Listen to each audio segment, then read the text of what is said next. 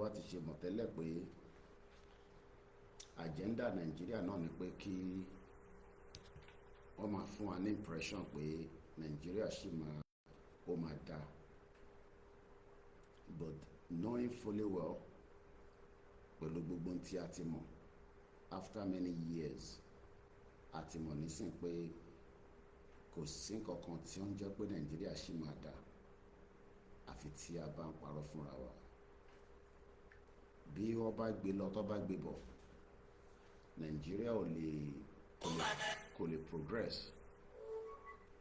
So àwa ni a máa wá push out, àwa tí a believe nínú self-determination, àwa la máa sọ fún àwọn tí wọ́n ṣì ń tako pé kí Yorùbá lọ àbí kí Yorùbá dá dúró, àwa la máa láti ṣàlàyé fún wọn. Torí àwọn tí wọ́n mọ in tó ń bọ̀, àwa la gbọ́dọ̀ fi in tó ń bọ̀, a gbọ́dọ̀ ṣàlàyé ẹ̀ fún wọn. And àlàyé yẹn ó gbọ́dọ̀ máa wá lóòrèkóòrè, at every interval, at every opportunity tàbá tí engage irú àwọn èèyàn bẹ́ẹ̀. Torí irú àwọn èèyàn bẹ́ẹ̀ yẹn àwọn ò lè really mọ̀ pé Nigeria kò ní anything láti offer anybody. Irọ́ òun náà ló fi pinlẹ̀ Nigeria. Àwọn òyìnbó tó dẹ̀ pinlẹ̀ Nigeria wọ́n mọ̀ tán ṣe, wọ́n mọ̀ dájú pé Nigeria kò lè ní lọ síwájú kankan. And wọ́n wá kókè léraléra. So tó bá lọ síbí báyìí, tó bá sọ fún ọmọ Yorùbá pé Nigeria ò lè ṣiṣẹ́, a máa sọ fún ẹ pé Nigeria máa ṣiṣẹ́. A kì í ṣe Yíbò, ìrànwọ́ ọ̀dẹ̀ tán mọ́ Yíbò, ìrànwọ́ ọ̀tán mọ́ Haúsá, bẹ́ẹ̀ ni ìrànwọ́ ọ̀tán mọ́ àwọn Fúlàní. But àwọn ọ̀ràn yìí gbogbo wọn ló ní agenda lórí ilẹ̀ Yorùbá, one way or the other. Agenda wọn kẹrì tá a bá fi sílẹ̀ tá a tètè gbéra ńlẹ̀ nísìn,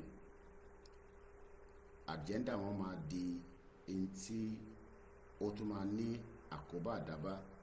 Torí already ilẹ̀ Yorùbá ti wà nínú crisis, quite a lot of crisis due to the agenda àwọn tá à ń sọ yẹn.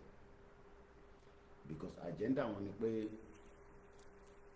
àwọn máa ṣe gbogbo tí ó tọ́ tó yẹ láti lè fi defeat wa, láti lè fi gbalẹ̀ kúrò lọ́wọ́ wa. Ẹni tó bá dẹ̀ ti gbalẹ̀ kúrò lọ́wọ́ ẹ̀ tí kò ní right lórí ilẹ̀ tí Ọlọ́run jogún fún, then ó máa láti wà lábẹ́ àwọn kan tó máa pàṣẹ lẹ́yìn lórí. But ṣe lẹ́lòmíì wò pé bóyá ọ̀rọ̀ yẹn bí wọ́n fi gbalẹ̀ mọ́ wa lọ́wọ́ yẹn, a kàn sọ nítorí pé a like Igbo àbí a like Hausa àbí a like Fúlàní àbí àwọn ẹ̀yà tó kù tí gbogbo wa jọ ń bẹ nínú Nàìjíríà.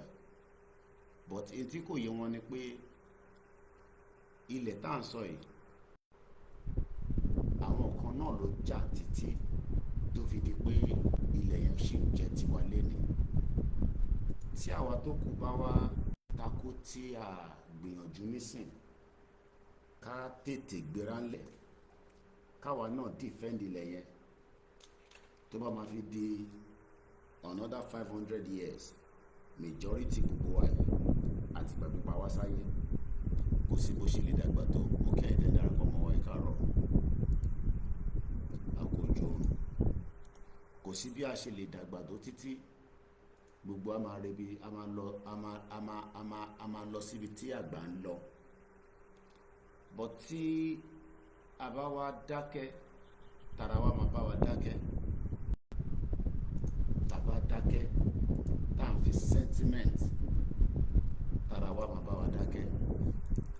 this is the reason why tí a ṣe ń gbìyànjú tó pọ̀ tó yìí pé kí ọ̀rọ̀ tiwa náà kó má dàbí àwọn tàná, torí gbogbo àwọn bàbá tí à ń rí tó ti dàgbà nísìnyí látara negligence, látara ẹ̀kárọ̀ èyí tẹ́ ń darapọ̀ mọ́ wa, mo kí bàbá mi Ògúnníyì Michael ẹ̀kárọ̀ sà, bàbá wa Adéwùnmí Adénípẹ̀kun àfi tọ̀wọ̀tọ̀wọ̀ dárúkọ yẹn kí bàbá wa Gabriel Akínwándé ṣe dáadáa ní ẹwà, mo kí gbogbo ẹ̀yin tẹ́ ń bẹ káàkiri àgbáyé, mo kí ẹ̀yin tẹ́ wà lórí YouTube, bàbá wa Adéyẹmí Ọláyẹmí mo kí yín sà, mo kí brọ́dà mi Gani Olóyèdé, mo kí Mr. Ògúndípẹ̀, mo kí ẹ̀yin tẹ́ ti darapọ̀ mọ́ wa. Mo ní tí a bá dákẹ́ ju bí a ṣe ń sọ̀rọ̀ lọ yìí, ọ̀rọ̀ yìí ó máa lẹ́tìkẹ́ ó máa lẹ́tìkẹ́ gan. A lè sọ pé kò ní ṣẹlẹ̀, but ṣé nígbà táwa bá ti lọ síbi tágbà ń rè tí a wá ń bojú wẹ̀yìn, ṣe mọ̀ pé èèyàn máa gé kàjẹ́ pé ha tó bá dẹ̀ jẹ́ pé mo ti mọ̀ ní nígbà táwọn Kóìkì ń sọ̀rọ̀ yìí, bóyá àbá ti ṣe báyìí, bóyá àbá ti ṣe báyìí, ẹ mọ̀ ọ̀rọ̀ yẹn á dùn yàn gan. So reason tí a ṣe lè sit back ká wá máa fi ṣeré pé ó lè má rí bẹ́ẹ̀, but tí ó bá wá lọ rí bẹ́ẹ̀ tẹ́yìn sọ pé kò ní rí bẹ́ẹ̀, kí la máa ṣe tó bá lọ rí bẹ́ẹ̀?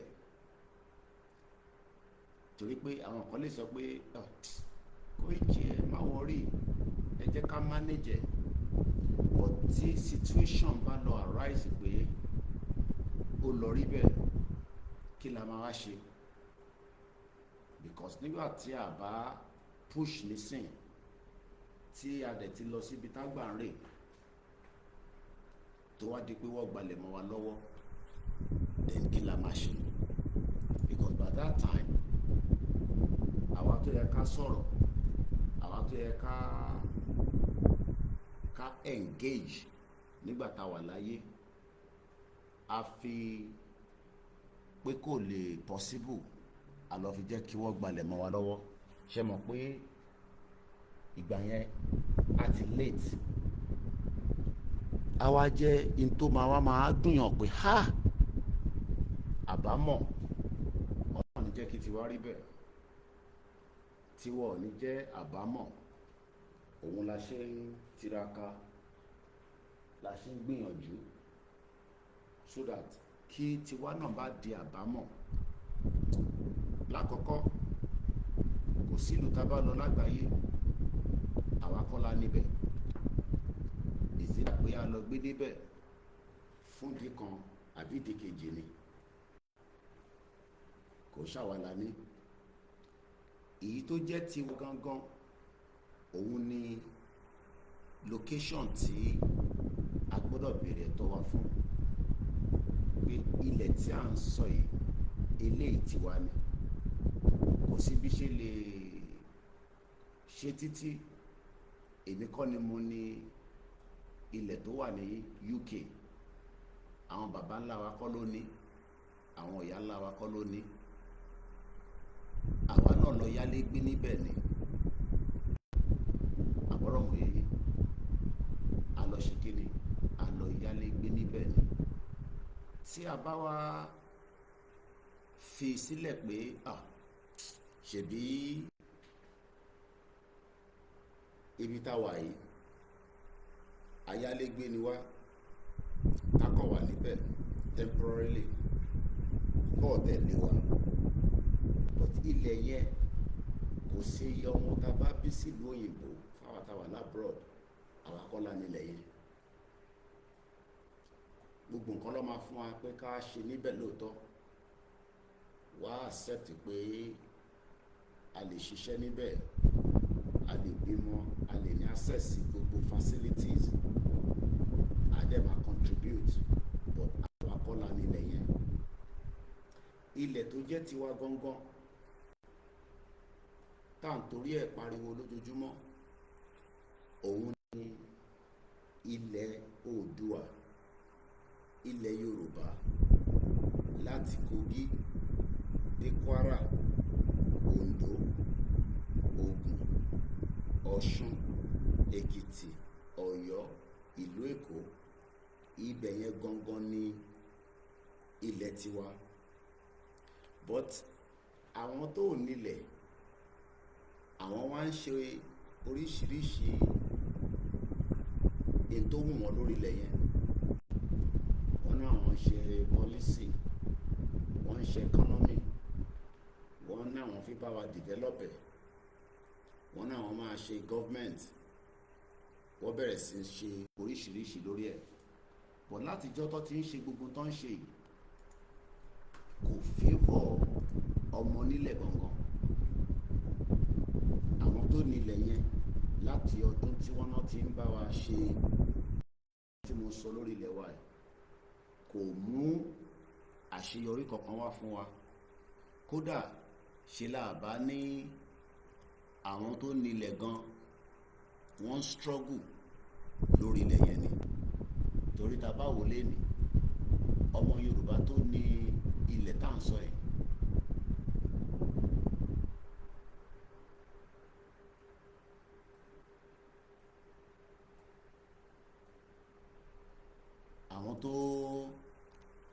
àwọn tó nílẹ̀ mo fẹ́ lè ní àtẹ ní value, ní value at all lórí ilẹ̀ wa. So kò sí bí ẹ ṣe lè fi sọ pé a fẹ́ kí Yorùbá dá dúró as a country. Setback ló sì máa jẹ́ fún millions of our people tó jẹ́ àwọn ọmọ Yorùbá.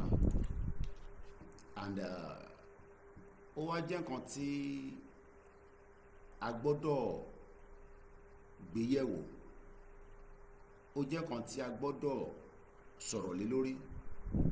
Kò ń ṣe tí a máa sá fún, kò ń ṣe tá a máa ní tí bá sọ, tí bá sọ̀rọ̀ lé lórí, ṣé wọ́n máa pa mí, ṣé wọ́n máa mú mi, ìjọba ò ṣe é bá jà, ìjọba ò ṣe é ṣe kinní kan.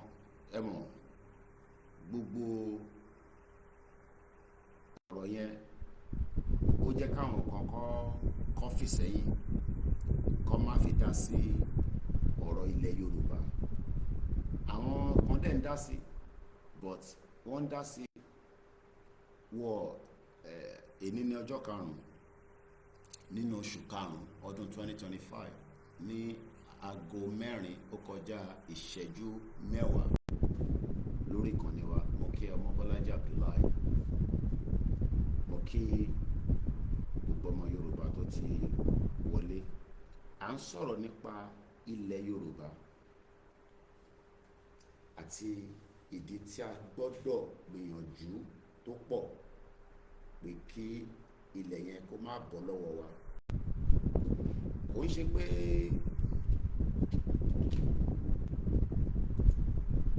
tó bá bọ́ lọ́wọ́ wa,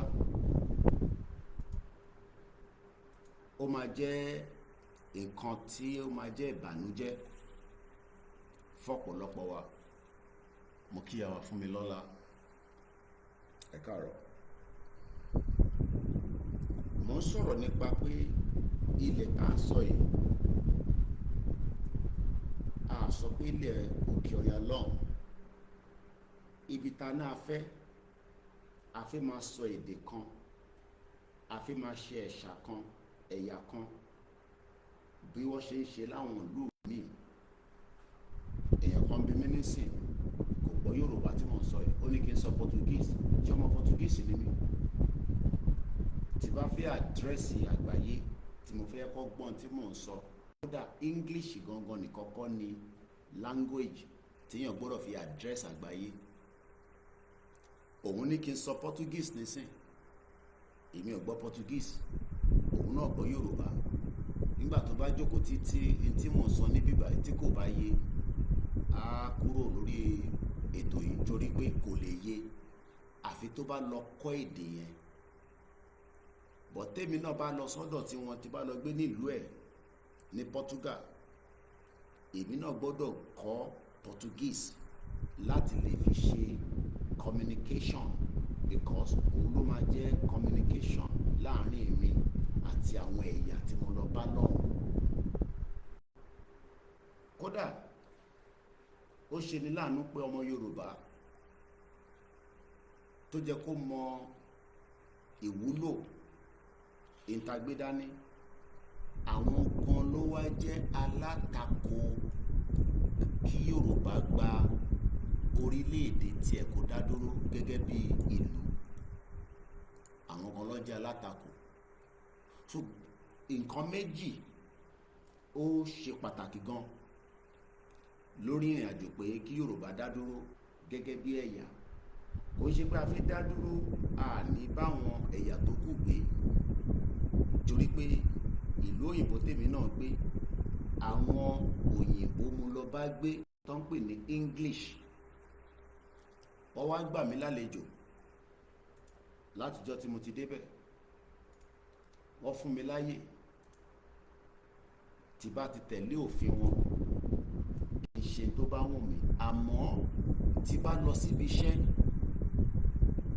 ní ìlú òyìnbó tí mò ń gbé ní UK, mo ò lè fi Yorùbá ṣiṣẹ́ pé mo lọ ń ṣiṣẹ́ nísìn láwọn iṣẹ́ tí mo ti ṣe. Kò sí iṣẹ́ tí mo ti ṣe. Mo ti ṣe kitchen porter, mo ti wa Uber, mo ti tajà, mo ní van, mo ti ṣe logistics, mo ti ṣiṣẹ́ lhotel fún 10 years, mo tún lọ ṣe journalist. Ṣó possible? Ṣé ó ṣeé ṣe bí ṣe wá ń ṣe iṣẹ́ yẹn lọ kí wọ́n débi iṣẹ́ láàárọ̀ kọ́ ní good morning, kí ní ẹ káàárọ̀, kọ́ náà wà yìí mo ní àlàáfíà ni mo wà ó, kọ́ ló yá fún alábọ́ kì í fún wọn ní ṣíbí. Kí lẹ rò kó máa ṣẹlẹ̀? Ẹ bá mi fi sínú comment section. Ṣé ó ṣeé ṣe pé àwa Yorùbá tá à ń gbé ní UK ṣá lè máa fi èdè Yorùbá ṣiṣẹ́ ní hospital, nínú bus tá ti ń drive, ní gbogbo ẹ̀ka bí tí olúkálukú ti ń ṣiṣẹ́ ní council ni? Lóòótọ́ tó bá dé Dustin Market tí o fẹ́ lọ ra pọ̀nmọ́, tó fẹ́ rẹ ẹja, o fẹ́ rẹ ẹran, tó dẹ̀ jẹ́ pé lọ́dọ̀ àwọn ẹ̀yà tiẹ̀ bí ọdọ́dọ̀ yà sílá, o mọ̀ pé tó bá dọ́dọ̀ yà sílá nísìn wàá sọ pé o fẹ́ jàmàlà. But ṣé tó bá dé McDonald's ṣó lè sọ fún wọn pé o fẹ́ jàmàlà?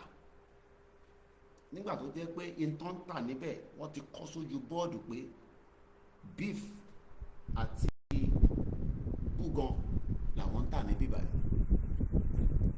Ọmọ Bọ́lájí ní kò possible, kò ṣeé ṣe. Mo kí bàbá mi Òkè Káyọ̀dé.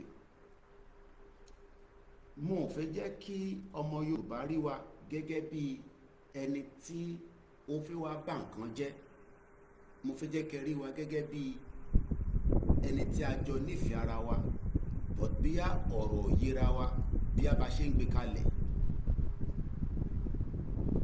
Ìyẹn ni ó wà lára tí bàbá sọ ní àná pé a gbọ́dọ̀ unite.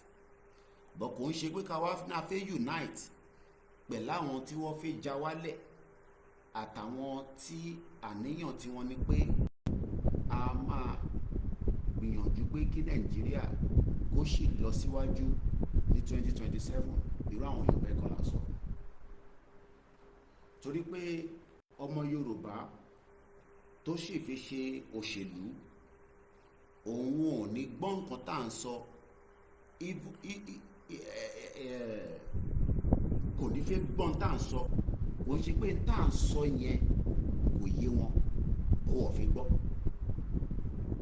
Àwọn dẹ̀ lọ mọ ìdí tí wọ́n ṣe fi gbọ́ in tá à ń sọ yẹn, torí pé in tá à ń sọ yìí kò tí ì mú ìjà dání láàrin gbogbo ẹ̀yà ọmọ Yorùbá káàkiri gbogbo ibi tó bá wà lágbàáyé. Mo ní gbogbo ọmọ Yorùbá tá à ń pè nira wa ní Nàìjíríà torí gẹ́gẹ́ bí bá ṣe wà nísìn nílùú òyìnbó ni ní Amẹ́ríkà ni wọ́n tí recognize wa pé Yorùbá country citizen ni wá, but wọ́n mọ̀ pé Nigerians but ẹ̀yà Yorùbá, òyìnbó tó bá mọ̀ nípa wa dáadáa tó bá ní Nàìjíríà á ní ẹ̀yà wo ni wọ́n ń bẹ̀. Ó fi hàn pé wọ́n mọ̀ pé ẹ̀yà oríṣiríṣi ló ń bẹ nínú Nàìjíríà. Àwọn yìí sọ pé Yorùbá nìkan ló wà nínú Nàìjíríà.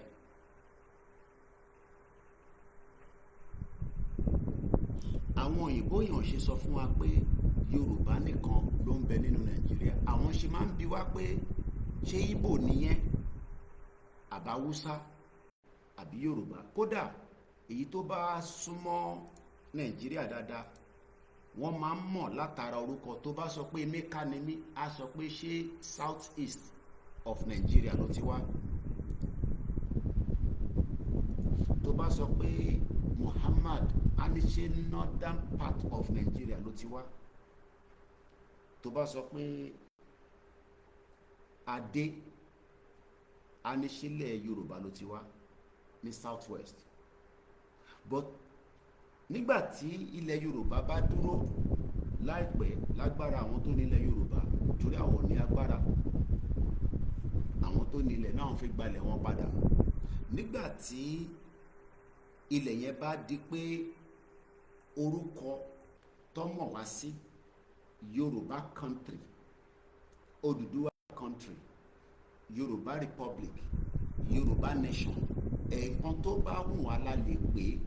Àmọ́ àkọ́kọ́ ni pé ká kọ́kọ́ kúrò nínú ìlú tó ń pè ní Nàìjíríà. Àwa jọ jókòó, àjọ gbéyẹ̀wò kó tó di pé wọ́n máa bẹ̀rẹ̀ sí í ṣe gbogbo ìta ń pè ní foundation ta fi build. Ṣé Yorùbá nation la fi pè é, ṣé Odùduwà republic ni? Ìyẹn sì ṣe yí padà. Àmọ́ lákọ̀ọ́kọ́ àkọ́kọ́ gbọ́dọ̀ gbára wa kúrò lọ́wọ́ Nàìjíríà. Mo kẹ́ ìtẹ́ ìdarapọ̀ mọ́ wa. Aago 4 ó kọjá 20 minutes láwa báyìí. Mo níṣẹ́ ẹni tó ń gbé ní Germany ṣó lè máa fi èdè Yorùbá fi bá wọn ṣiṣẹ́ tó bá lọ síbi iṣẹ́, àbẹ́ni tó ń gbé ní Italy tó jọmọ Nàìjíríà ṣó lè máa fi èdè Ìgbò bá wọn ṣiṣẹ́. Pé nígbà tí wọ́n wá ní kó wá ṣiṣẹ́ o, ó wá débẹ̀, ó ní ọ̀dìmá ló bẹ̀rẹ̀ sí ń sọ èdè Ìgbò sí ọmọ Germany, ó bẹ̀rẹ̀ sí ń sọ èdè Ìgbò sọmọ Turkey, ọmọ Turkish tó ń pè ní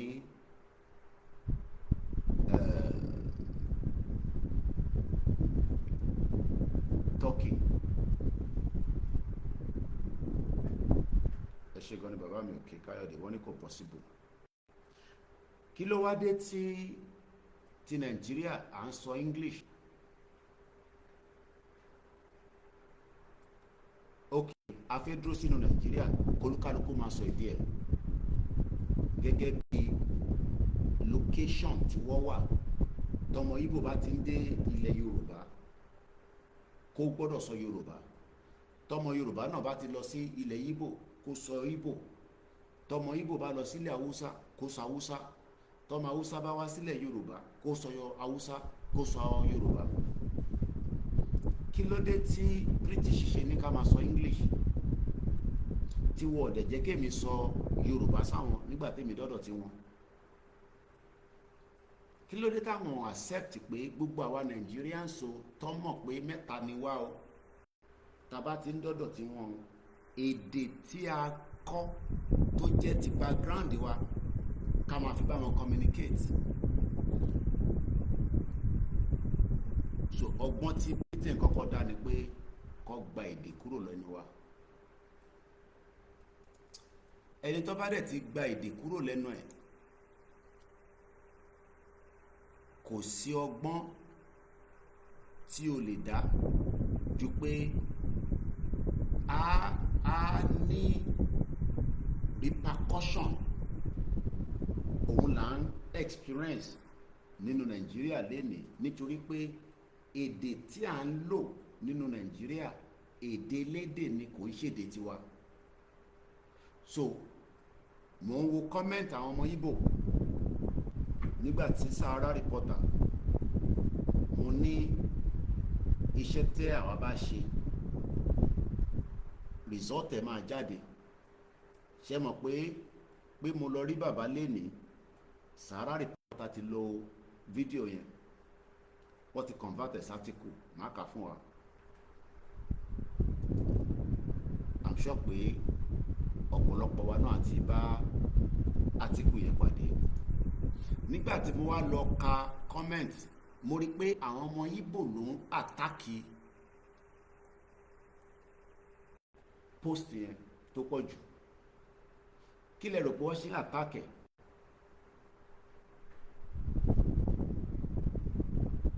Àwọn tó jẹ́ ẹ̀yà Ìgbò, àwọn ni wọ́n wà lábẹ́ kọ́mẹ́ǹtì yẹn tó pọ̀ jù. Kò sí tó ọ̀sọ̀ kan, kò sí èbútọ̀ ọ̀bútán lórí átíkù pé bàbá Akíntóyè ní kí gbogbo ọmọ Yorùbá ń kọ́ ọ ká lọ máa gbáradì, nítorí pé a kì í ṣe ẹ̀yà kan náà. So tí bàbá Akíntóyè bá ní ká unite, bàbá Akíntóyè ò bá àwọn ọmọ Ìgbò sọ̀rọ̀, wọ́n ò bá ọmọ Haúsá sọ̀rọ̀, but ọmọ Ìgbò àtàkì bàbá Akíntóyè látara ẹni tí British dá sílẹ̀ nìyẹn. Ṣé àlàyé mi ṣó yé yín?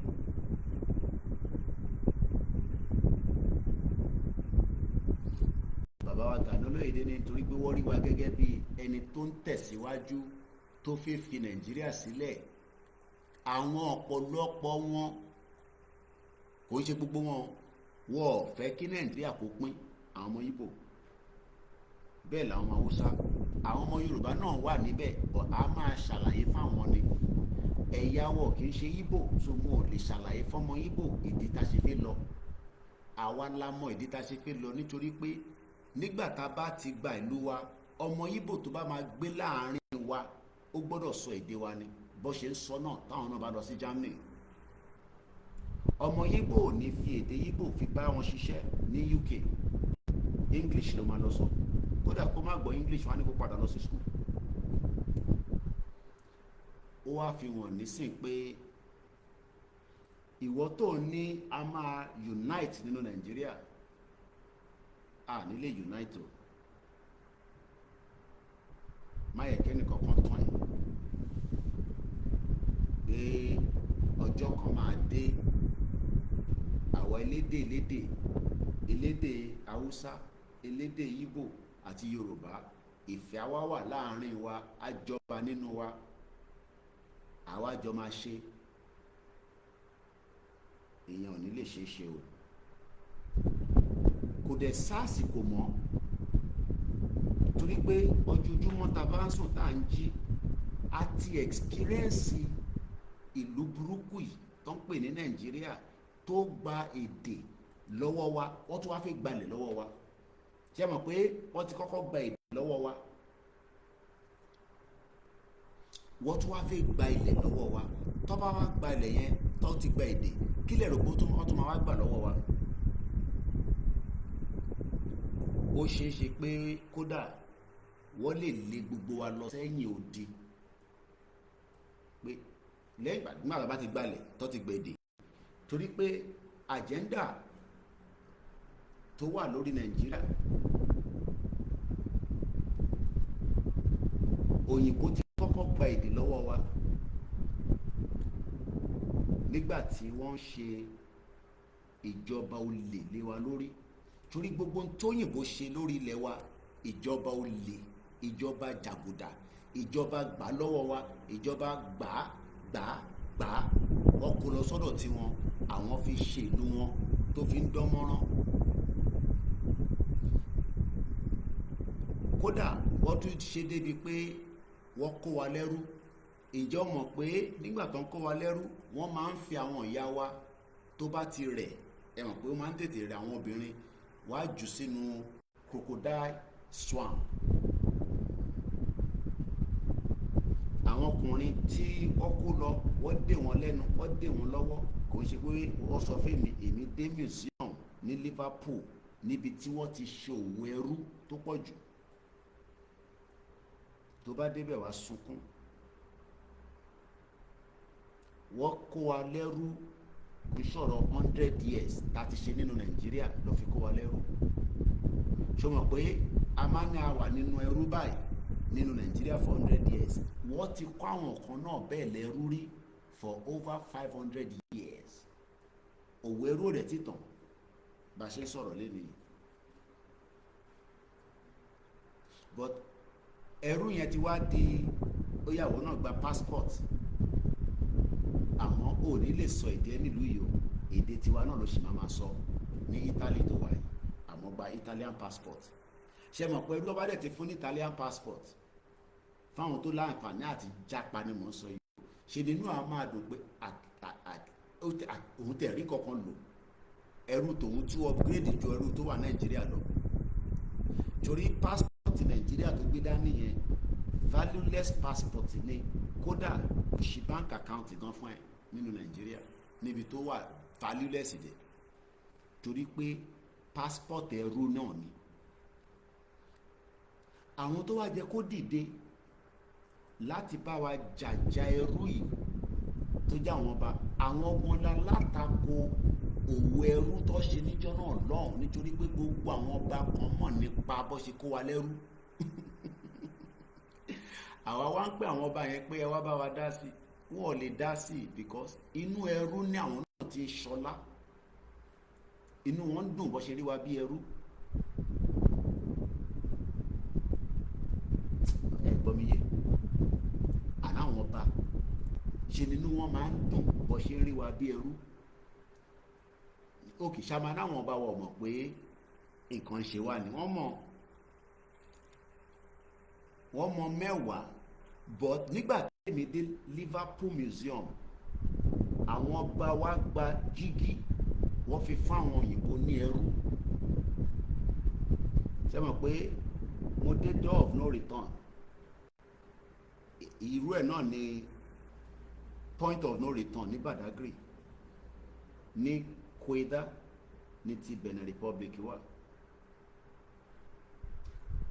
Àwọn ọmọ ẹrú wa ń pariwo pé inú ẹrú la wà yìí, ṣèbẹ́sọ pé kò sí òwò ẹrú mọ́ láyé yìí, àmọ́ inú ẹrú la wà. Wọ́n ti gbèdè lẹ́nu wa, wọ́n tún fi gbalẹ̀, ẹ̀yin ọba wẹ́ dìde, àwọn ọba náà wọ́n dìde. Bá ṣe wà lẹ́rú yẹn ó tà wọ́n lọ́rùn. Kí la máa wá ṣe? Ṣá máa ṣẹrú lọ títí, àbí ẹrú máa wá dìde láti lọ gba ipò tí Elédùmarè gbélé lọ́wọ́ gangan tó jẹ́ èdè àti ilẹ̀? Nǹkan méjì ta fẹ́ torí ẹ̀ jà, òun ni mò ń sọ yìí. Torí kó lè bá mọ tó fẹ́ torí ẹ̀ jà, torí pé tó o bá mọ tó fẹ́ torí ẹ̀ jà, tó bá ní kó jáde ṣe ni wàá máa wò dọ̀ọ̀. Bọ̀ èdè elédè ló ṣe máa sọ o, tá bá wà ní Nàìjíríà. Lóòótọ́ wàá máa sọ Yorùbá láàrin Mushin àbí òkè. Bọ̀ tó bá ti ń ṣe kí ni, tó bá ti ń kúrò nínú agbègbè ibi tó wà tó ti ń sọ Yorùbá yẹn, tó bá ti ń lọ sáwọn ọ́fíìsì kan ní government office, wàá sọ fún ẹ pé o lè sọ Yorùbá o, èdè English ló máa sọ o. Torí pé official language Nàìjíríà English ni o. O lè no fẹ́ ṣe exam nísìn gẹ́gẹ́ bí ọmọ Yorùbá nílùú ilẹ̀ Yorùbá ti tèmi tá ń pè ní Kogi, Kwara, Ọ̀ṣun, Èkìtì, Oǹdó, Ọ̀yọ́. O wá fẹ́ ṣe final exam WAEC, o wá ní kọ́ bẹ́ẹ̀ ṣe ní Yorùbá pé èdè Yorùbá ló fẹ́ fi ṣe. Ṣé o mọ̀ pé kò possible? Àbọ̀ tí ń ṣe bẹ́ẹ̀ kọ́ bẹ́ẹ̀ set question létí ẹ ní èdè Yorùbá. Chemistry tó fẹ́ ṣe ó gbọ́dọ̀ jẹ́ Yorùbá. Mathematics èdè Yorùbá. Physics èdè Yorùbá. Biology èdè Yorùbá. Geography, economics, CRK, Islamic studies. Kò wá ní question ẹ tó bá ti ń gbé bọ̀ èdè Yorùbá ló fi ṣe. Ṣùgbọ́n pé kò ní possible. But ǹjẹ́ wọ́n wá mọ̀ pé nígbà tá a bá ti gbalẹ̀ wa tá wà lórílẹ̀‐èdè tiwa gangan, gbogbo question tó máa gbé wá nígbà tó bá fẹ́ ṣe exam èdè Yorùbá ló máa fi ṣe, kò ní sédè Gẹ̀ẹ́sì mọ́. Mo kí bàbá wa Kúnlé Ṣítà, mo kí bàbá wa Omítọ́lá Kẹ́hìndé.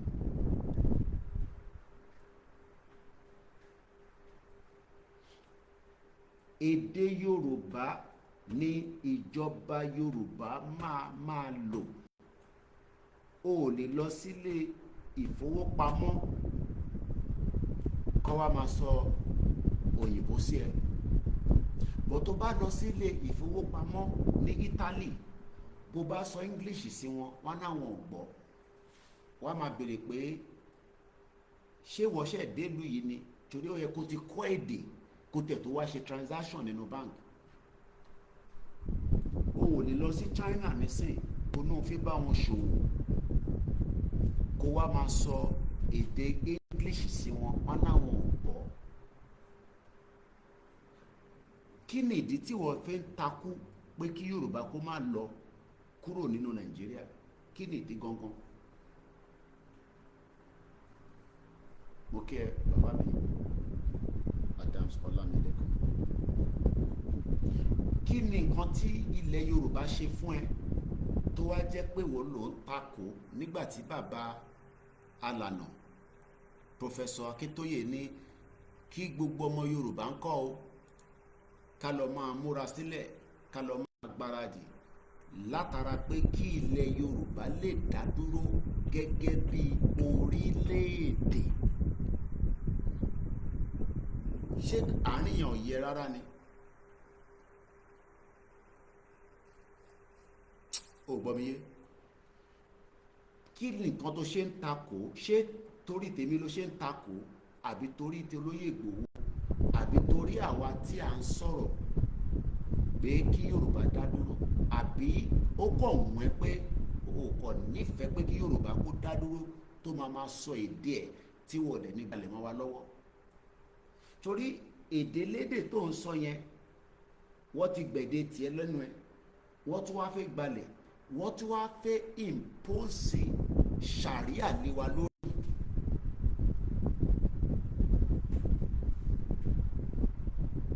Wọ́n fẹ́ impose ṣàríà lé wa lórí. Àwọn tó dẹ̀ fi ṣe kò ń ṣe léni ni wọ́n ti ń sọ, gẹ́gẹ́ bí àkọsílẹ̀ tó wà pé 18th century ni àwọn Fúlàní ti ń sọ pé àwọn máa mú Quran, àwọn máa dìpẹ̀ sínú Atlantic Ocean nílẹ̀ Yorùbá. Ìyẹn àwọn bàbá tí wọ́n lọ́hùn.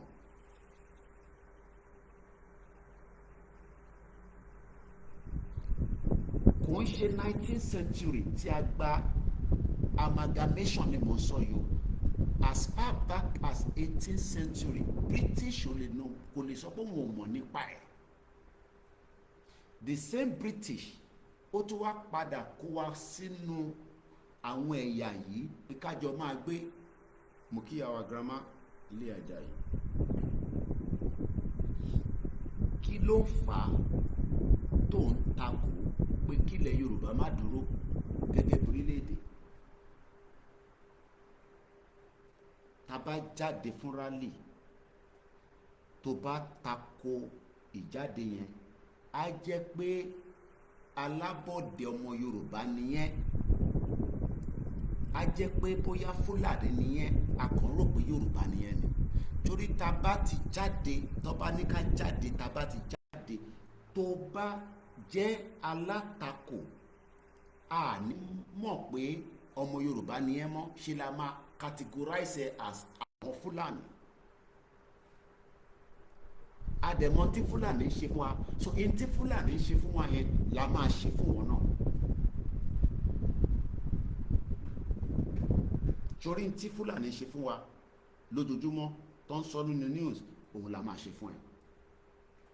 Torí pé ò kì í ṣọmọ Yorùbá. Àgbàlagbà ni ẹ́, ọmọdé ni ẹ́, obìnrin ni ẹ́, ọkùnrin ni ẹ́. In tó bá ti mú ẹ gbé ọwọ́ lé wa lórí pé àwọn olélẹ́gẹ̀ kí lẹ́ ṣe yìí, á jẹ́ pé lára àwọn Fúlàní tó ti ń gbé láàrin wa nìyẹn. In tí Fúlàní dẹ̀ ń ṣe fún wa la máa ṣe fún ẹ.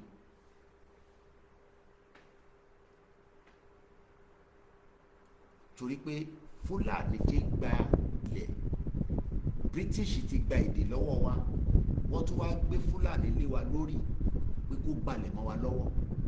Nígbà táwọn ti rí pé ó ti dé stage táwọn bàbá wa wó lọ́wọ́ níjọ́ náà lọ́hùn, tán ní a lè gbà kẹ́ máa ṣèjọba ilé wa lórí, ẹ̀tẹ̀ fún wa ní independent ká máa dáṣe fúnra wa. Britain wá lo ọgbọ́n àrékérekè, wọ́n gbé báyìí, wọ́n gbé lọ báyìí. Wọ́n rí pé tí àwọn bá gbé fún Awólọ́wọ̀ máa jẹ́ pride Europe. Àwọn Europe á máa fi ta Awólọ́wọ̀ ṣe àríkọ́ṣe. Torí ìdí tí Britain ṣe gbé fún Fúlàní tó ti ń govern ilẹ̀ north, torí kò ń ṣe pé 19th century ni wọ́n ṣe gba northern part of Nigeria tá à ń sọ yìí o. Torí tá a bá ń sọ̀rọ̀ north, ṣẹlẹ̀ lómi máa ń rò pé bóyá Fúlàní ṣe gba bẹ̀ ni, kò ń ṣe wọ́n ṣe gba bẹ̀ o. Ìjọ mọ̀ pé láti 17th century mọ́ 18th century ni Fúlàní ti control ilẹ̀ òkè ọ̀yà tá à ń sọ yìí. Ṣòro pé ó ṣe bẹ̀rẹ̀ náà, kò ń ṣe 1960. Fúlàní tá à ń rí lẹ́nìí tá à ń gbọ́ pé ó ń ṣe dé ń ṣe, àwọn ti gba bẹ̀ yẹn mọ́ wọn lọ́wọ́, kò ń ṣe lánàá. Wọ́n fi Fúlàní gẹ́gẹ́ bí bàbá wa Gani Olóyèdè ti sọ, wọ́n lo Fúlàní bíi middleman. So Britain ní sásẹ́yìn Fúlàní. So táwa bá ń wòkè pé àwọn ọlọ́pàá wa Fúlàní ni, bó tó bá wá lọ sẹ́yìn tó garùn tó wòkè lẹ́yìn tó wá wòsàn, Britain ló wà lẹ́yìn wọn. But Britain máa sọ fún ẹ pé àwọn ọmọ kankan nípa ẹ̀. Ìjọ mọ̀ pé lánàá o mọ̀ pé bẹ́ẹ̀ ni international platform, má máa mí sí channel mi, máa wá mi kàn lójoojú. Koiki Àríyé ẹ máa wá mi, wá máa wá mi, máa wá mi. Níbo lọmọ yìí wà lẹ́nìí, kò ṣe program ni. Ṣó mọ̀ pé lánàá àṣẹ Britain ò fẹ́ kí terrorist kọ́ pa àwọn sílé. Lánàá ní London mò ń wo news, èmi follow news ti UK lójoojúmọ́. Wọ́n kó àwọn ọmọ 8, kí lórúkọ náà ṣe, wọ́n ní wọ́n find out pé àwọn eléyìí terrorist ni wọ́n. Àwọn ò ṣe fi wọ́n sílẹ̀ kó pa àwọn aráàlú. Kí ló dé tó ṣe wá àwọn kan? Kí ló dé tí Britain ò lè bá wa wá àwọn Fúlàní tó ń pa wá? Àṣẹ Britain kò fẹ́ terrorist nínú ìlú tiẹ̀. Máa kà fún ẹ, o rò pé mo parọ́ ni? Àṣẹ Britain wọ́n fẹ́ kí terrorist pa wọn. Jẹ́ ká àwọn headline yẹn fún ẹ bó ṣe wá. AP, sórí AP yẹn news tó bá ti wá sórí ẹ̀ má tún máa doubt ẹ̀ mọ́. Àwọn news kankan tó jẹ́ pé àwọn gbòógì reportage ni wọ́n. Tó bá ti ń gbọ́ Reuters tó ń gbọ́ AP, torí tí AP bá ti gbé Yorùbá nation ti wà nígboro, gbogbo news àgbáyé máa gbé. Bọ̀bọ́ ṣe lè mọ̀ ní pé kémi àti ẹ kọ́kọ́ jáde kí a shut down gbogbo South West. Kò ní pẹ́ tó máa fi gbé news yẹn lẹ́sẹ̀kẹsẹ̀. Wọ́n ní agency wọn ní Nàìjíríà, but tá bá jókòó sínú social media báyìí wọ́n ò mọ̀ bá ń ṣe Yorùbá nation. But nígbà tá bá shut down gbogbo South West, wàá send a report lọ sí central office wọn ní àgbáyé níbi tó wà.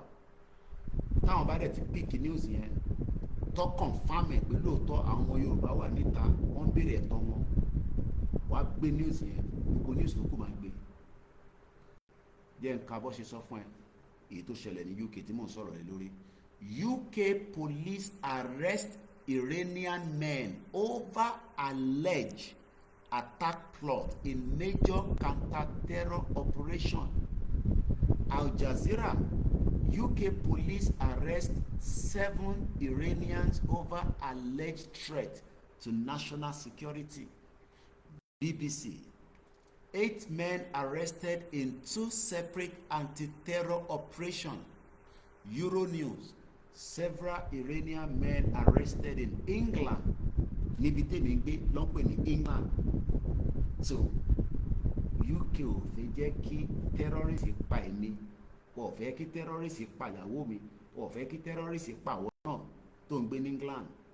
Kí ló dé tí terrorist ṣe wá ń pa wá nílẹ̀ Nàìjíríà? Kí ló dé tí Fúlàní terrorist pa wá ìjọmọ̀dé? Àwọn protect ilẹ̀ wọn nísìn, wọ́n ò fẹ́ jẹ́ kí terrorist gbalẹ̀ mọ́ wọn lọ́wọ́. Àmọ́ lọ́dọ̀ tiwa, bí terrorist bá gbalẹ̀ mọ́ wa lọ́wọ́, kò kan ayé. Ó dà gbogbo mi yé. Ọ̀rọ̀ àná lélẹ̀ kò ń ṣe last year. Ṣé o mọ̀ pé in tó lè mú wọn lọ bust àwọn yẹn kò ń ṣeṣẹ́ ẹjọ́ kan, kò ń ṣeṣẹ́ ẹjọ́ méjì. Wọ́n ti rí wọn, wọ́n ti monitor wọn, bóyá gbà táwọn yẹn ti fẹ́ execute lọ́ba kó wọn lẹ̀. Bọ̀ lọ́dọ̀ tiwa, Fúlàní wà nínú Lagos State. Ó gbọ́, ó ò tí gbọ́ ni, ń bọ̀ yẹn gbẹ débẹ̀. Ẹ ń gbọ́ news ni, jẹ́ gbogbo yín fake news ẹ máa ní ń ṣẹlẹ̀ fake news. Níbo ló ti rí news ní Koiki? Àgbẹ̀dẹ̀bẹ̀. Ṣé o mọ̀ pé wọ́n intercept bomb lọ́wọ́ èèyàn kan ní Nàìjíríà? Ó rí news yẹn? À ń fi kú ṣeré kábíyèsí Elédùmarè. Ṣe àwọn èèyàn sọ fún wa pé àwọn ń bọ̀, àwọn máa wá, kàkà kí a stop ẹ̀. Ṣe ni à ń ṣe patí, à ń ṣe ìkómọ, à ń ṣe àjọyọ̀ nígbà tá a wà nínú ewu. Màá gbé débẹ̀ ní sùúrù.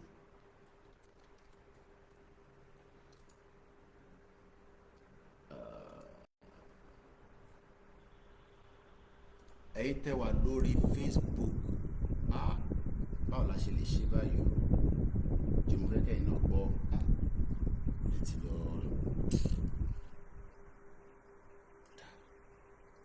Ẹ jẹ́ ń gbé láti bí wa.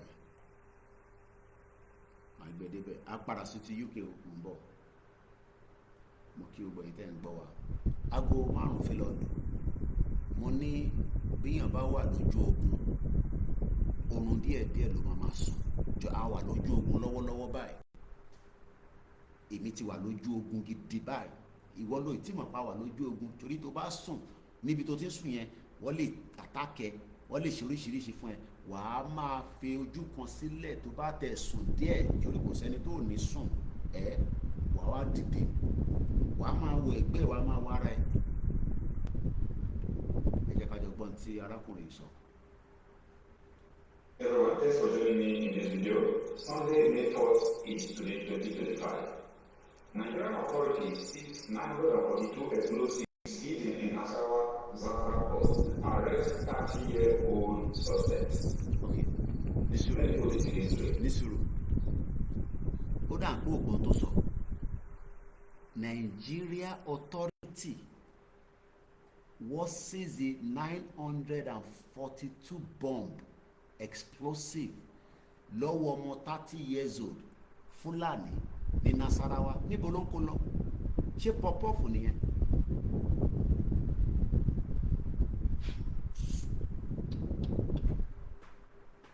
À ń fi ayé wa, a fi ń ta kàlùkàlù. Èyí darí nìyẹn. Ẹ ṣé bàbá wa Sòwòdò fún super chat. A máa like owó lórí channel wa yìí. Ẹ ràn wá lọ́wọ́. dẹ̀ ràn mí lọ́wọ́, ọ̀run àbò yín láṣìírí. Rally ń bọ̀, ẹ ràn iléeṣẹ́ yìí lọ́wọ́ káwa náà lè ṣe wọ̀nba tí agbára wa bá gbé. Ṣé ẹni tó kó 942 bomb explosive kí ló fẹ́ fi ṣe? Ṣé rántí pé ìlú Èkó àti gbàgbé ẹ ànírántí mọ́ àwọn alálùmíníọ̀nù kókókókókókókó ní Mushin nídìí Àràbà kò tí ì pé ọ̀sẹ̀ mẹ́ta wọ́n ní ó ra bọ́ǹbù ó wá ń tú bí ẹni tó ń tú àkàrà tó fi jẹ búrẹ́dì, ìyẹn wá explode àgbọ̀ kọ̀ọ̀kan mọ́ báyìí.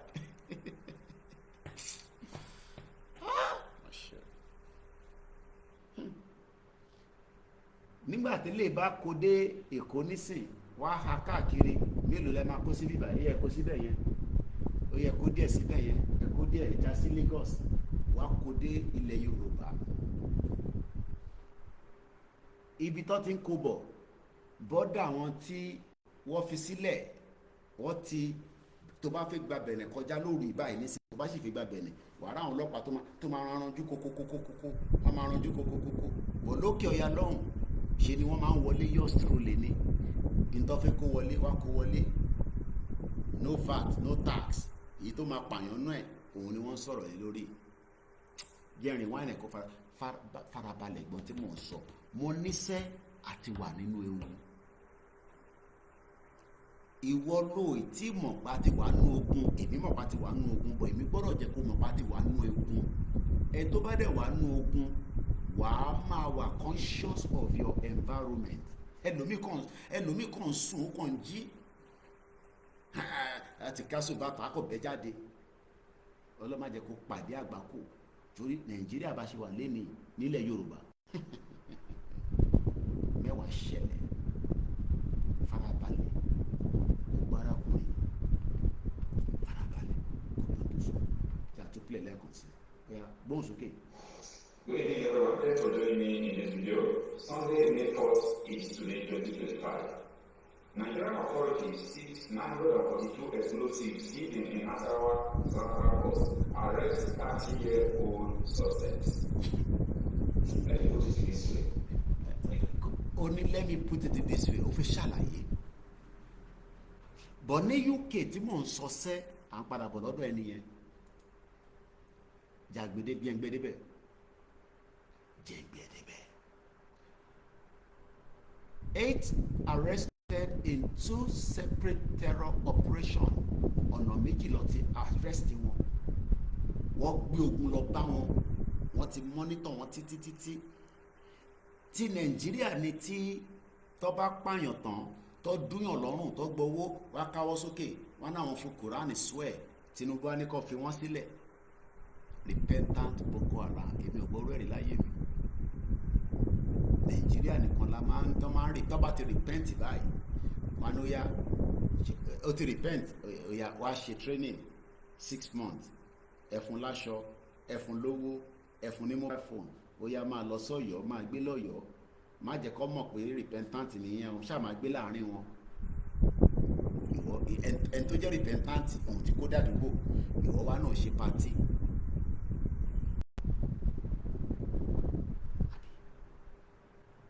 Èmi wá ń sọ fún ẹ pé ká gba country, ó wá attack mi.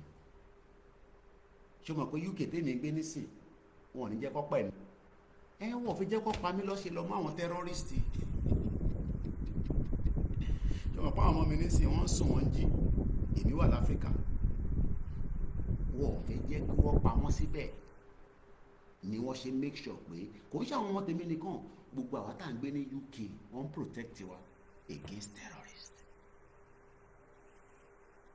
Bó ti Nàìjíríà ni pé tó bá ṣàti pààyàn díẹ̀ tó káwọ́ sókè ó yẹ gbà wọ́n mọ́ra. Sí nínú ogun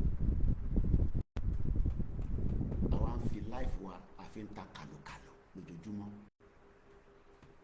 Bàbá kan wá jáde at 90, ó wá ní ká jọ ṣe káwa náà lè máa káwa kọ́lọ́pàá wa àti àwọn àwọn special force wa kọ́ máa lọ bust terrorist mọ́núlé kó tó di pọ́n máa pa wá. èyí tó bá wà nugbó ká pamọ́ nugbó mọ́ bẹ́ẹ̀ kó di màníọ̀ ó wá ní òfẹ́ yẹn ó ní Jagaban tó jẹ́ pé ayé ẹ̀ ti bàjẹ́ bó ṣe wà yẹn ó ti fa gbó títí gbogbo body organ ẹ̀ ti shut down tó o bá gbé dé France every 3 months ó máa kú ẹni mi ni mo sọ bẹ́ẹ̀. tí Jagaban ò bá fly out kúrò ní Nàìjíríà ní every 3 months kò tó bẹ́ẹ̀ kò lè survive ẹ̀ torí body organ ẹ̀ ti shut down completely wọ́n pump ẹ̀ ní pé kó ṣe máa survive kọ́lọ́ tó wọ̀ fún lẹ́mìí gbogbo àtàlàfíà but bọ́ fún lẹ́mìí gbogbo àtàlàfíà mo fún ní 30 years ó máa padà kú náà ni ilẹ̀ Yorùbá wá di ilẹ̀ tí wọ́n ti gbà nítorí pé olórí má jẹ́ ṣépè ìyá mi ti ní kí ẹ máa ṣépè mọ́ torí pé làákàyè tiẹ̀ òun wo ti Jagaban òwò gbà tí Jagaban máa báyé tiẹ̀ lọ tó sì máa kulẹ̀ Yorùbá tí Fúlàní máa ti gbà lọ́wọ́ wa ó wà concern èyí tí wọ́n fi jẹ nísìn tá a bá jáde fúnra lè tẹ́ bá dán wa wò tán ẹ̀ rí wèrè èmi máa wà ní rálì yẹn èmi ọlọ́bì kankan mo ṣe wà ráhùn tó bá dá nonsense fún ọmọ Yorùbá nìyẹn ó ń ṣe ọmọ Yorùbá o Fúlàní nìyẹn o Fúlàní man Fúlàní woman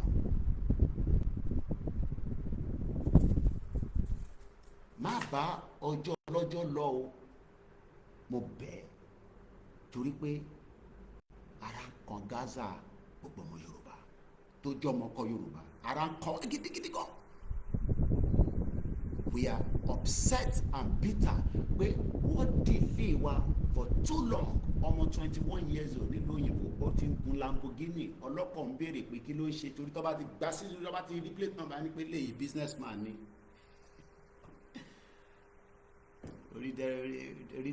orí very dark man yín ọ̀rọ̀ tètè mọ́lé.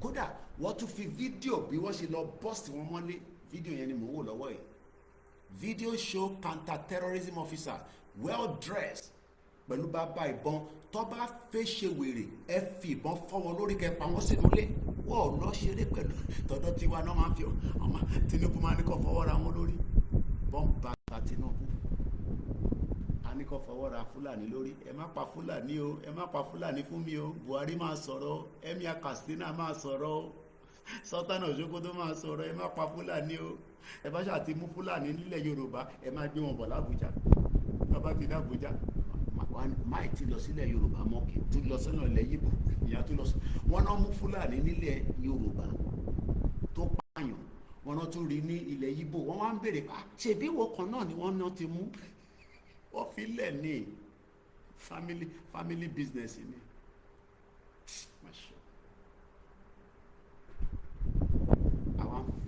àwa ń fira wa àfi ṣeré nígbà tá a wà lójú ogun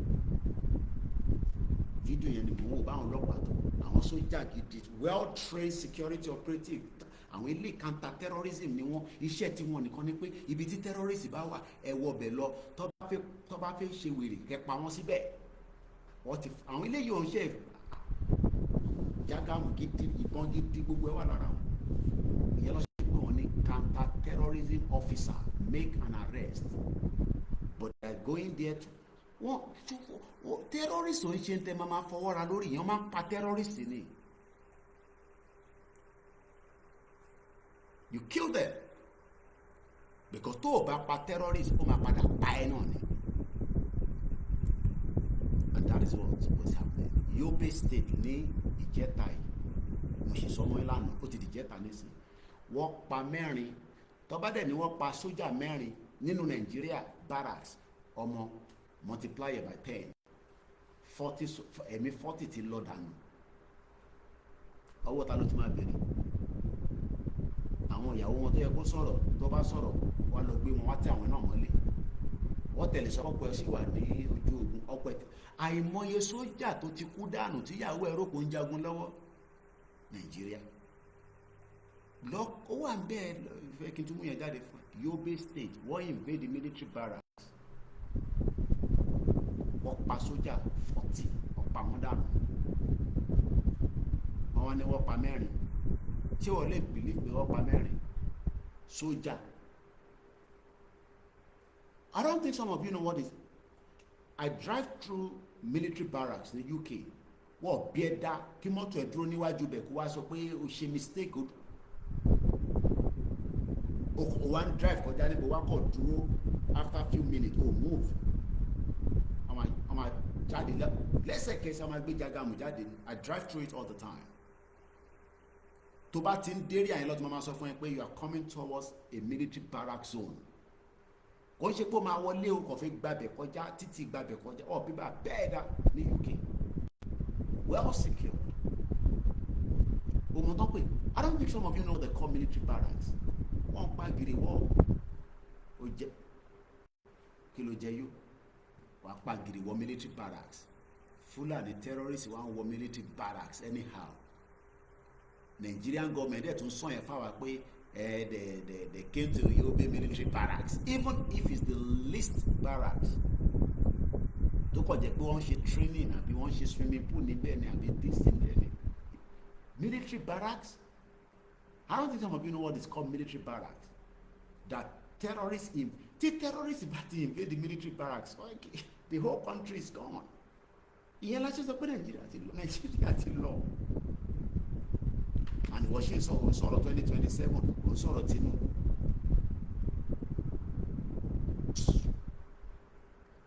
Ṣèyí Mákindé sọ fún wa pé there were 2, do you know what is 2 kilometers? Pé òun smelly kódà intelligent kan tún dọ́dọ̀ mi wọn náà ló yọ Ṣèyí Mákindé. He was almost killed. I believe nígbà tó lọ sí kíní lọ́ńchì ní kíní kan tán náà lọ́ńchì lókè ògùn.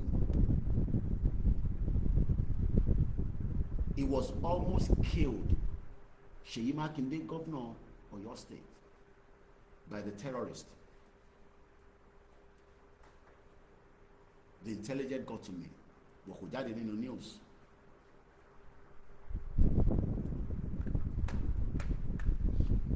Let's go further to Yasiku. Some 7 Iranian nationals are among 8 men arrested in 2 major counter-terrorism investigations that took place separately on Saturday. 5 of the arrests were part of a pre-planned investigation into an alleged plot to target a specific premises, the Metropolitan Police said. Dramatic footage taken in Rochdale, near Manchester, show one man removed from a house by armed officers while another was filmed being dragged through the street in Swindon. Momo Beyen, méjèèjì, 27 years ni mo ti gbé ní UK. Momo Swindon yẹn, mo ti gbé ọ̀rẹ́ ìyàwó mi kan lọ sí Ìbẹ̀rí. Ó relocate láti London. Van mi la fi kó gbogbo ẹrù ẹ̀ lọ sí Swindon many years back. Ibi tí mo mọ̀ dáadáa ni. With plastic bag placed over his arms. As part of a separate investigation led by the Met Counter-Terrorism Command, responsible for leading counter-terror and espionage investigation, 3 other Iranian men were arrested in London. So anyway, I can live in London for many years. Chances that they might still penetrate 1 or 2 attacks, but there's also chances that the Met Counter-Terrorism Command say, Koiki, you can sleep. I want you to share around the clock. But if you see anything, you say it and we can sort it out. I've told you this many times. I can sit in my house. You have to know your environment. Mo mọ̀ gbà tí àdúgbò mi gbọ́dọ̀ wà quiet. Mo mọ̀ gbà tó máa busy. Torí láàárọ̀ àwọn kan máa wá páàkì síbẹ̀. Tó bá di ìrọ̀lẹ́ wá move mọ́tò wọn. Tí bá rí any suspicious car tí mo rí pé léyìí tí wọ́n wà ń bẹ̀ ó ti dijọ́ mẹ́ta. ẹ gbé mọ́tò kí ló ṣẹlẹ̀ tá a dẹ̀ mẹ́ni tó ní ládùúgbò, I have the right to call the police and say 999 police, fire or ambulance, and the police. bó ṣe ń sọ̀rọ̀ yẹn òun ti ń wo àdírẹ́sì ẹ̀ á tún fi confirm where you calling from, wàá sọ àdírẹ́sì ẹ̀ Manchester, okay, tọ́ba ti connect ẹ̀ pẹ́ police officer, there's a vehicle parked in Rochdale, I believe they are Iranian. Ó jẹ́ pé yàn kan péré ló kọ̀ fún wọn ní intelligence yẹn pé òun suspect pé àwọn ilé tó ń wọlé tó ń jáde kí ló ṣẹlẹ̀. Can you do the same thing in Nigeria? Ṣó lè fún ọlọ́pàá ní intelligence pé o kò smell nǹkan kan níbẹ̀ yẹn kó má jẹ́ pé wọ́n gan ló máa padà wá gbé. You can see why we can't live together in this country called Nigeria. Jẹ́ ń gbé padà sọ́dọ̀ arákùnrin lẹ́ẹ̀kan sí without no interruption. A tún padà sọ́dọ̀ àwọn Iranian. Tábà wá padà dé, àwa lọ ka kí ni Prof sọ. My visit to Prof yesterday, Sarah reporter has digested it in an article. I'll read that to you. Good evening, everyone. Thanks for joining me in this video. Sunday, May 4th is today, 2025. Nigerian authorities seized 942 explosives hidden in Nasarawa, Zamfara, arrest 30-year-old suspects. Let me put it in this way. MDLA know these drug people. They intercepted the bus, they thought the bus was carrying drug. And they discovered that 942 bombs were inside the bus. They were transporting it from one state to the other. Now, we tried making more inquiries. This is what they told us. Even though it's not verified, what they told us is not verified. Now, they told us that these bombs allegedly landed in Kano Airport, that they landed 2 days ago, that there are many, that they are distributing into so many parts of the country. Allegedly, okay, that's why I said we did not verify it, that they really brought these explosive materials even from outside the country and they landed in an airport. This came through airport security from Kano State down to Zamfara State or Nasarawa. You see how the distance, how many kilometers, right? The big military checkpoint, the big police checkpoint, it was the drug people that intercepted bombs. So you see, there is a better fight for you to fight new people. There is a better fight for you to fight. That is the time for Nigeria to win the war. Ṣùgbọ́n kò tó sọ. There is a better fight to fight. We fight so that Nigeria will not remain one. We're waiting for you to come and do your nonsense with us. Tabatija. Sori wọ́n tó ń sọ pé kí lẹ máa ṣe ẹnu lẹ ní àní kankan tẹ́lẹ̀ náà ẹnu la ní. Bọ̀dé tá a máa ṣe ó wà lábẹ́ kùn wa. À á ṣe kíní ẹ̀ fún yín. Gbogbo ẹ̀yin lóṣèlú à á ṣe kíní ẹ̀ fún yín. Because ẹ lè protect wa. Gbogbo yín ni ẹ̀ ń gba owó security vote ẹ̀yin gọ́vnọ̀. If you protect you.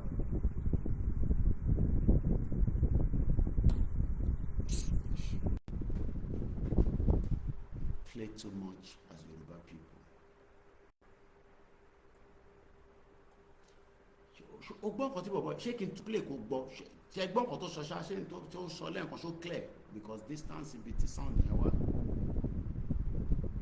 Ẹ̀yin tẹ́ wà lórí program ṣe gbọ́n tí màá yín sọ tí mo play ṣó clear jáde. Let me fix comment section.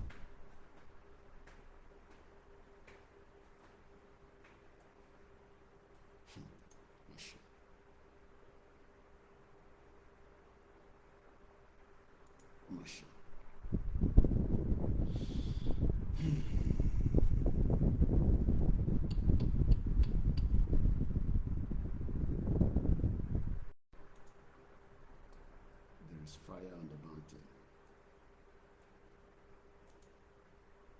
How do we explain báwo la ṣe máa ṣàlàyé fún ọmọ Yorùbá again?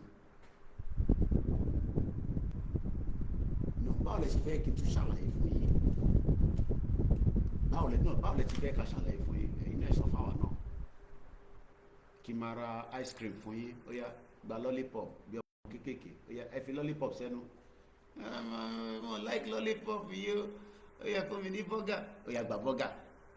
Mo fẹ́ burger, mo fẹ́ turkey, ó yá gba turkey. Mo fẹ́ turkey, mo fẹ́ panla. So ká kọ́kọ́ fún yín lóúnjẹ, ká fún yín lollipop, ká tó sọ fún yín pé terrorist ń bọ̀.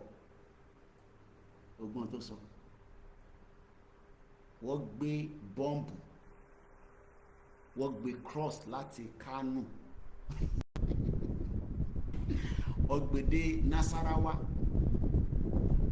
gbogbo checkpoint wọ́n rí wọn, àwọn NDLA àwọn yẹn ló wá intercepted, àwọn yẹn wá tẹ̀rù pé bóyá drug ni, nígbà táwọn yẹn wá kí lélẹ́kẹ̀ ìbọ̀lẹ̀ yìí tí ń bọ̀ ìbọ̀lẹ̀ àwọn èèyàn rò pé bí a drọ́gì ní lọ́ba rí pé ní táwọn tó gbé ilé ẹ̀ ń ṣe drọ́gì, ṣé bọ́ǹbù wá jẹ́ gẹ́gẹ́ bí mọ́ínmọ́ín, ṣé bọ́ǹbù téèyàn bá jù síbi kan ṣé ó máa ní ìdí àràbà àgbọ́n kankan mọ́ investigation yẹn. Gọ́vnà Sanwó-Olú ti ní kó paná ẹ̀ mọ́lẹ̀, máyì kíkó ìkìgbọ́ ẹ mọ̀ pé Kóìkì kò ń sùn, àmọ́ gbogbo yẹn máa ń sọ òun nìkan ni kò ní sùn, á tún máa jí lóru, a máa sọ Yorùbá nation. Nídìí àràbà a gbọ́ pé àwọn tó ń lo alumi pé wọ́n ní military grade bomb wà lọ́wọ́ wọn, ààrẹ náà kọ́ lélẹ̀ tá a gbọ́ nísìn. Not even 9, not 10. Do you know what that?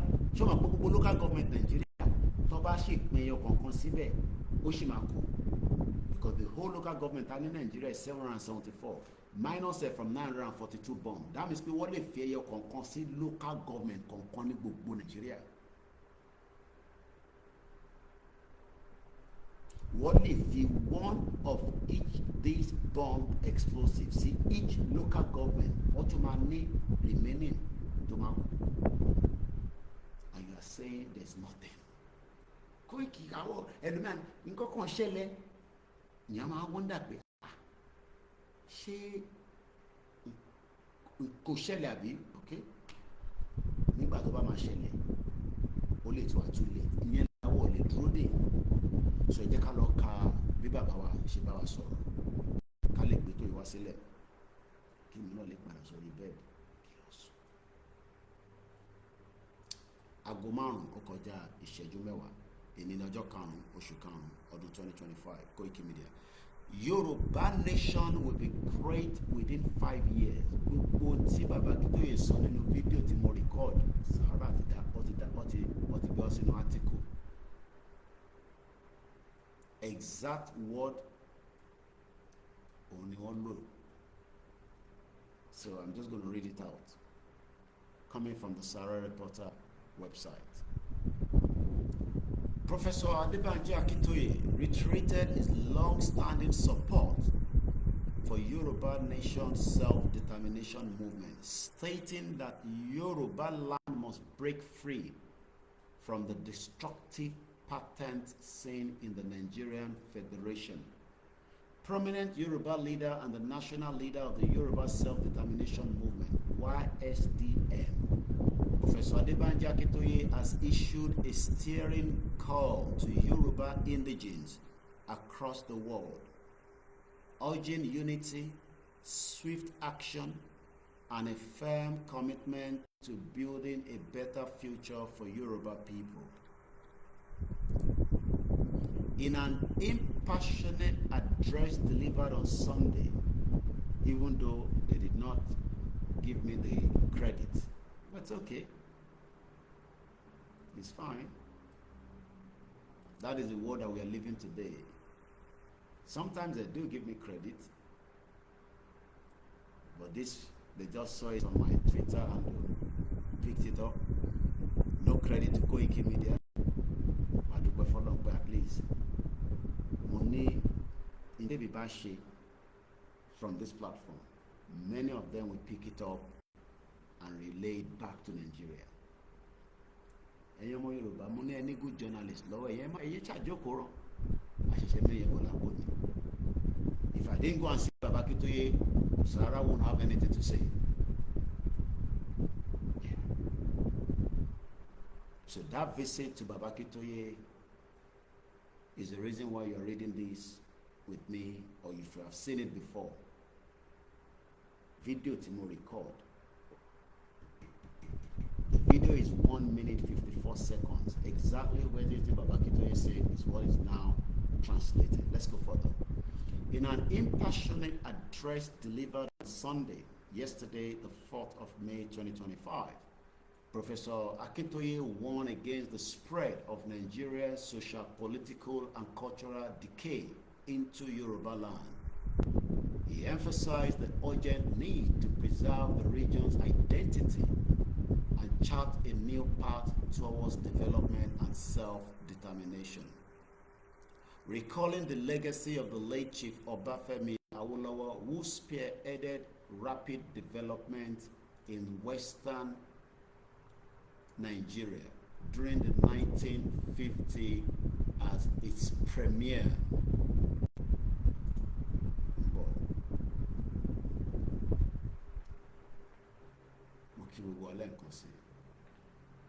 Adeleleri láìpẹ́ láì jìnnà láṣẹ Èdùmàrè ó ṣọmọ lókùn bẹ́ẹ̀ ni ọ̀nì sí pẹ̀lú ìyá rẹ̀ ọ̀fẹ́ bọ́kọ̀ Yorùbá máa dá dúró and there is no retreat, no surrender. Recalling the legacy of the late Chief Obafemi Awolowo, who spearheaded rapid development in Western region during the 1950s as its premier, Akintoye expressed confidence that the Yoruba nation could achieve even greater success in less than 5 years with the right mindset and divine support. We Yorubas will make our country a great nation in the world in less than 5 years by God's grace or by God's power. This is your duty. Everybody be determined. The day is about to dawn, and you should be ready, he declared.